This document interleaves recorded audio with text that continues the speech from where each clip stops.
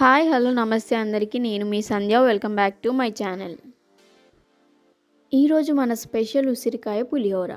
ఎన్నో న్యూట్రిషన్ వాల్యూస్తో, విటమిన్ సితో, ఇమ్యూనిటీని బూస్టప్ చేసే మంచి హెల్త్ బెనిఫిట్స్ ఉన్న ఈ ఉసిరికాయ తినడం చాలా మంచిది.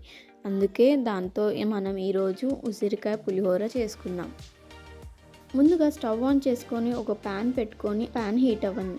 ప్యాన్ హీట్ అయిన తర్వాత అందులోని కొద్దిగా ఆయిల్ని ఒక 2-3 టేబుల్ స్పూన్ వరకు దాకా ఆయిల్ పోసుకొని ఆయిల్ని హీట్ అవ్వనిద్దాం.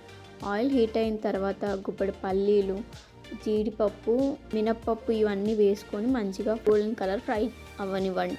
అవి ఫ్రై అయిన తర్వాత అందులోనే కొద్దిగా జీలకర్ర, ఆవాలు కూడా వేసి అవి కూడా ఫ్రై చేసుకొని అవి కూడా కొద్దిగా మంచిగా ఫ్రై చేసుకోండి. ఆవాలు చిటపట ఆడించిన తర్వాత అందులోనే కొద్దిగా కరివేపాకు, కొద్దిగా పచ్చిమిర్చి కూడా వేసుకొని మంచిగా ఫ్రై చేసుకోండి.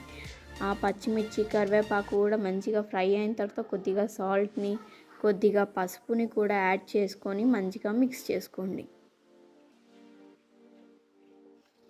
ఇవన్నీ మంచిగా ఫ్రై అయిన తర్వాత ఒక 4-5 ఉసిరికాయలను మంచిగా వాష్ చేసుకొని గ్రేటర్తో మంచిగా గ్రేట్ చేసుకొని పెట్టుకున్న ఉసిరికాయ తురుమును కూడా ప్యాన్లో వేసుకొని ఫ్రై చేసుకోండి. ఒక 2-3 నిమిషాలు సరిపోతుంది. అలా కొద్దిగా పచ్చివాసన పోయేలాగా ఫ్రై చేసుకుంటే సరిపోతుంది. ఇది ఫ్రై అయిన తర్వాత రైస్లో వేసి కలిపేసుకోవడమే. అంతే అండి, సింపుల్గా ఉసిరికాయ పులిహోర రెడీ అయిపోతుంది.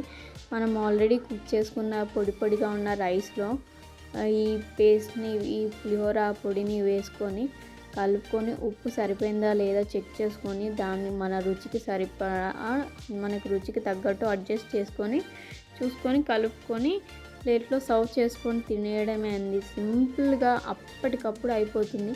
ఎప్పుడు రొటీన్గా మామిడికాయ పులిహోర, చింతపండు పులిహోర కాకుండా ఇలా ఒక్కసారి ఈ వింటర్ సీజన్లో దొరికే ఉసిరికాయలతో ఇలా ట్రై చేసి చూడండి. ఖచ్చితంగా మీకు నచ్చుతుంది. ఇంతకీ మీకు ఎలా అనిపించింది మన ఈ రెసిపీ? మీకు కనుక నా ఈ రెసిపీ నచ్చినట్టయితే మన వీడియోని లైక్ చేయండి, షేర్ చేయండి, కామెంట్ చేయండి. మరిన్ని వీడియోస్ కోసం మన ఛానల్ని సబ్స్క్రైబ్ చేసుకోండి. Thank you for watching.